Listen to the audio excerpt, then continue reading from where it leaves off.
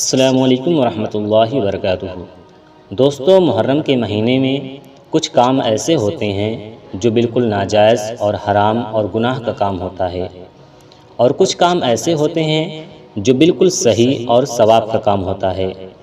تو ہم لوگ کبھی کبھار شک میں مبتلا ہو جاتے ہیں اور پہچان نہیں پاتے کہ کون سا کام خراب ہے، گناہ کا کام ہے، اور کون سا کام صحیح ہے اور ثواب کا کام ہے۔ بالکل مختصر انداز میں بتانے کی کوشش کروں گا۔ بس آپ سے گزارش ہے کہ ویڈیو کو آخر تک دیکھیے گا۔ اگر آپ کو ویڈیو پسند آتی ہے، لائک کرنے کے ساتھ ساتھ چینل کو ضرور سبسکرائب کر لیجئے گا۔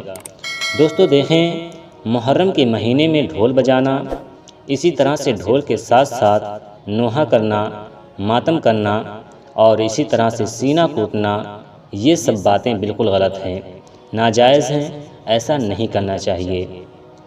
ٹھیک ہے، اب رہی بات یہ دوستوں کہ محرم کے مہینے میں کون سا کام ہے جو ہمیں نہیں کرنا چاہیے اور کون سا کام ہے جو ہمیں کرنا چاہیے۔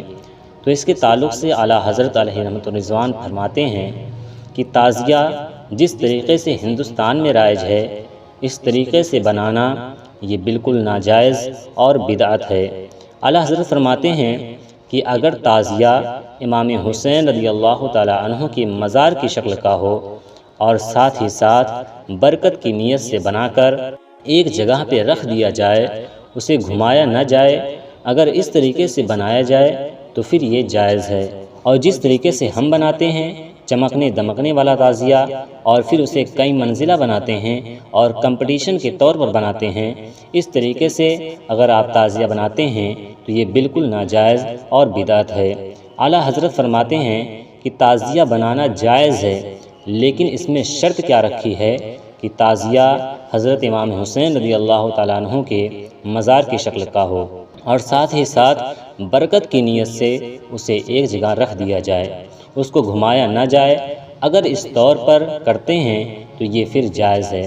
اور رہے وہ کام جو ہمیں محرم الحرام میں نہیں کرنا چاہیے، اس میں سے علم لگوانا، مہندی لگوانا، ان کے سامنے منت مانگنا، گشت کرنا یعنی تعزیے کو گھمانا، اور اسی طرح سے ڈھول بجانا، اور اسی طرح سے تاشے بجانا، اور اسی طرح سے مرثیے پڑھنا، اور ساتھ ہی ساتھ عورتوں کا تعزیہ دیکھنے کے لیے نکلنا، یہ سب باتیں حرام، ناجائز و گناہ ہیں۔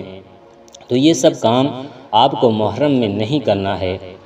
اب کون سا کام محرم میں کرنا چاہیے؟ محرم میں آپ کو امام حسین رضی اللہ تعالیٰ عنہ کے نام پر میلاد سجانا چاہیے، فاتحہ خوانی کروائیں امام حسین رضی اللہ تعالیٰ عنہ کے نام پہ، اور ذکر و اذکار کریں، قرآن مقدس کی تلاوت کریں، امام حسین رضی اللہ تعالیٰ عنہ کے نام پر قرآن خوانی کروائیں، ذکر و اذکار کروائیں، تو یہ بہتر طریقہ ہے، یہ اچھا ہے۔ اس کے علاوہ جو عام طور پر ہم خرافات کرتے ہیں، تعزیہ لے کر گھومتے ہیں، یہ سب بالکل ناجائز اور غلط ہے، حرام ہے۔ امید کرتا ہوں کہ یہ باتیں آپ کو سمجھ آ گئی ہوں گی، اس لیے گزارش ہے کہ اس ویڈیو کو زیادہ سے زیادہ شیئر کریں۔ السلام علیکم ورحمۃ اللہ وبرکاتہ۔